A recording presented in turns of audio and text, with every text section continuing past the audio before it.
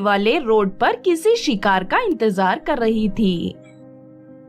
पेट में चूहे कूद रहे हैं, बस जल्दी से किसी जवान लड़की का नरम मांस खाने को मिल जाए तो मजा ही आ जाएगा। उसी रोड पर शिवानी अस्पताल से अपना चेकअप कराकर लौट रही थी। लैला चुड़ैल शिवानी पर हमला कर देती है और शिवानी को अपने साथ अपनी गुफा में ले जाती है और बाकी चुड़ैलों से कहती है, लो मेरी सहेलियों, मैं तुम्हारे लिए जवान लड़की का मुलायम मांस लेकर आई हूँ। शिवानी वायरस से पीड़ित थी और चुड़ैलें मजे से शिवानी का मुलायम मांस खा लेती हैं। अगले दिन जब लैला चुड़ैल सोकर उठती है तो उसके पेट में दर्द होने लगता है और उसे उल्टियाँ होती हैं। अरे ये क्या हो गया है, मेरे पेट में बहुत दर्द हो रहा है। मैंने तो ताजा मांस खाया था, लेकिन मेरे पेट में इतना दर्द क्यों हो रहा है। चुड़ैलें भी जिन्होंने शिवानी का मांस खाया था सोकर उठती है तो उन्हें भी पेट में बहुत दर्द होता है और उल्टियाँ होने लगती हैं। सभी चुड़ैलें मिलकर रानी चुड़ैल के पास जाती हैं और अपनी प्रॉब्लम बताती हैं। रानी चुड़ैल, पता नहीं हम लोगों को क्या हो गया है, बहुत उल्टियाँ हो रही है और हमारे पेट में बहुत दर्द हो रहा है। पहले तो मुझसे थोड़ा दूर रहो।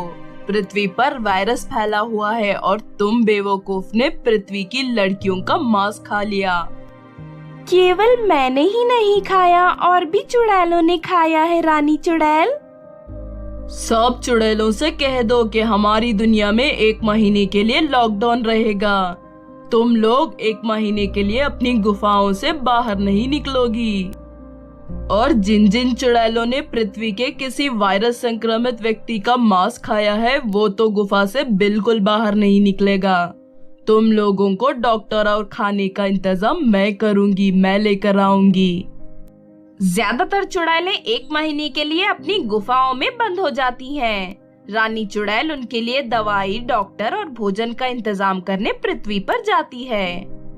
रानी चुड़ैल एक लड़की का रूप धारण करके अस्पताल पहुंचती है, लेकिन अस्पताल में भयानक भीड़ होती है। लोग मास्क लगाकर खड़े होते हैं। अरे यहाँ तो कोई डॉक्टर खाली नहीं दिख रहा है, अब मैं क्या करूँ, कैसे लेकर जाऊँ कोई डॉक्टर को। तभी रानी चुड़ैल देखती है कि पूजा नाम की एक डॉक्टर अपने घर लंच करने जा रही है। रानी चुड़ैल पूजा को पकड़ लेती है और अपनी दुनिया में ले जाती है। तुम मुझे यहाँ क्यों लेकर आई हो? मैंने क्या किया है? मुझे छोड़ दो, मुझे अस्पताल जाना है, मरीजों का इलाज करना है। डॉक्टरनी, हमारी चुड़ैलों ने इंसान का मांस खाया है जिसमें वायरस था। अब हमारी चुड़ैलों को भी वायरस हो गया है। अगर तुम हमारी दुनिया की चुड़ैलों का इलाज करोगी तो मैं तुम्हें ढेर सारा सोना दूंगी। और अगर मैं इलाज करने से मना कर दूं तो तुम क्या करोगी? तो मैं तुम्हें कच्चा चबाकर खा जाऊंगी। डॉक्टर पूजा वायरस से पीड़ित चुड़ैलों का इलाज करती है, उनकी बहुत अच्छे से देखभाल करती है। रानी चुड़ैल ये देखकर डॉक्टर पूजा से बहुत खुश होती है। सुन डॉक्टरनी, जब तक हमारी दुनिया से लॉकडाउन नहीं हट जाता और हमारी चुड़ैलें ठीक नहीं हो जाती, तू यही रहेगी। कुछ दिनों बाद चुड़ैलें ठीक हो जाती है। डॉक्टर पूजा चुड़ैलों को ठीक कर देती है। रानी चुड़ैल अपनी दुनिया से लॉकडाउन हटा देती है। बाकी सभी चुड़ैलें बहुत खुश होती हैं। अब तुम सब लोग ठीक हो और हमारी दुनिया से लॉकडाउन हटा दिया गया है, लेकिन फिर भी तुम लोग पृथ्वी पर जाकर शिकार मत करना। अभी तुम जानवरों का मांस खाकर ही काम चला लो। रानी चुड़ैल जी, क्यों ना हम इस डॉक्टरनी को ही खा जाएं? इसमें तो वायरस नहीं है।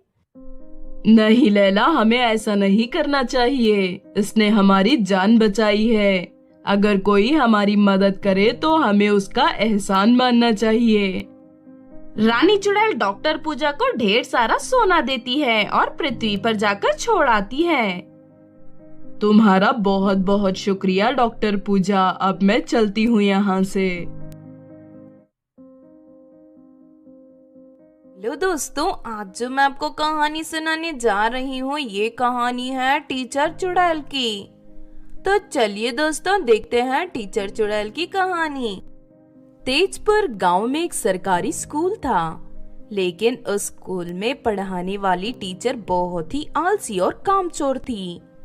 वो बच्चों को ठीक तरह से नहीं पढ़ाती थी। ये सब क्या है बेटी, इस बार भी तुम्हें बहुत कम नंबर मिले हैं।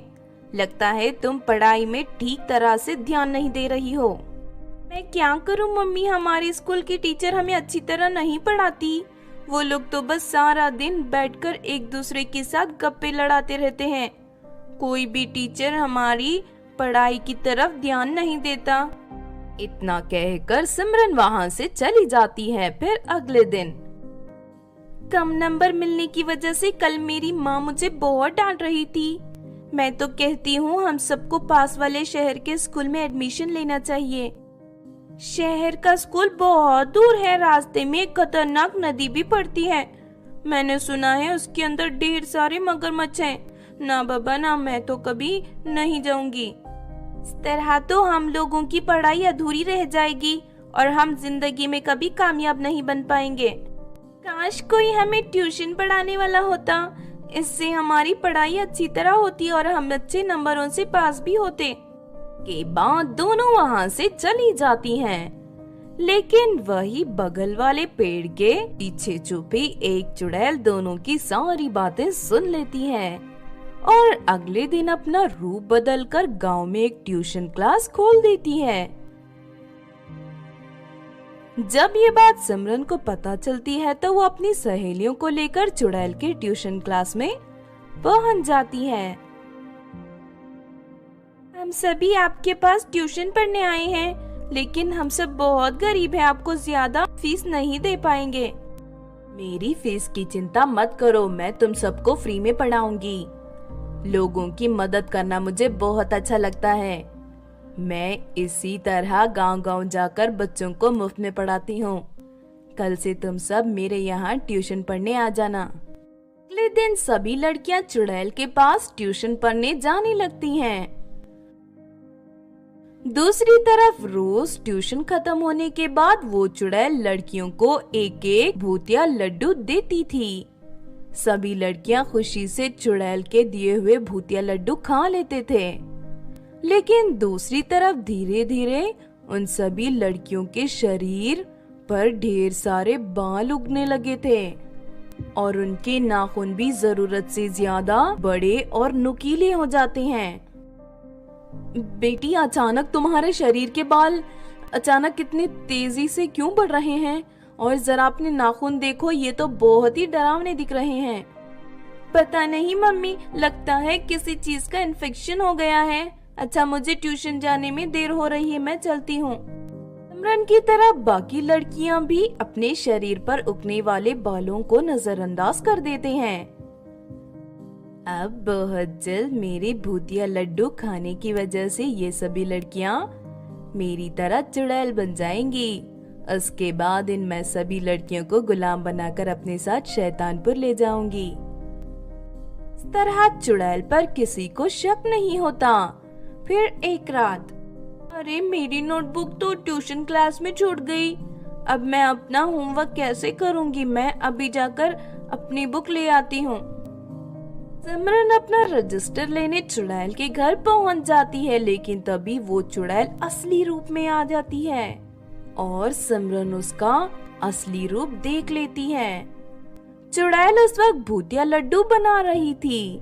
सिमरन देखती है कि चुड़ैल उस भूतिया लड्डू में ढेर सारी मरी हुई छिपकली और बिच्छू काटकर मिला रही है। भगवान, ये तो एक चुड़ैल है। इसका मतलब इसके बनाए हुए भूतिया लड्डू खाने की वजह से हम सभी लड़कियों के शरीर पर बड़े बड़े बाल और नाखून उगना शुरू हो गए हैं। लगता है कि हम सभी लड़कियों को मारना चाहती है ये चुड़ैल। मैं भी गांव जाकर ये बात सबको बता देती हूँ। सिमरन सभी गांव वालों को उस चुड़ैल की असलियत बता देती है। उसके बाद सभी गांव वाले चुड़ैल के घर को घेर लेते हैं। तभी सिमरन भगवान के मंदिर से लाई हुई धागे को चुड़ैल के घर के चारों तरफ घेरा बनाकर बांध देती है। लगता है इन सभी को मेरी असलियत पता चल गई है। मुझे इसी वक्त यहाँ से भागना चाहिए। चुड़ैल दरवाजे से बाहर निकलने लगती है, लेकिन तभी वो सिमरन के बंधे हुए धागे से टकरा जाती है और उसे जोरदार करंट का झटका लगने लगता है और वो उड़ती हुई पीछे जा गिरती है। ये भगवान के मंदिर का धागा है, तू इसे तोड़कर बाहर नहीं निकल सकती चुड़ैल। सभी गांव वाले चुड़ैल के घर को चारों तरफ से आग लगा देते हैं और देखते ही देखते चुड़ैल उस आग में जलकर राख हो जाती है। इस तरह गांव की सभी लड़कियों की जान बच जाती है और सभी फिर से पहले की तरह हंसी खुशी रहने लगते हैं। आपने देखा दोस्तों टीचर चुड़ैल की कहानी। अगर ये कहानी आपको अच्छी लगी हो तो जरूर लाइक करें और हमारे चैनल छोटू टीवी को सब्सक्राइब भी कर लें। और हाँ दोस्तों, हमें कमेंट करके जरूर बताना कि आपको कहानी कैसी लगी।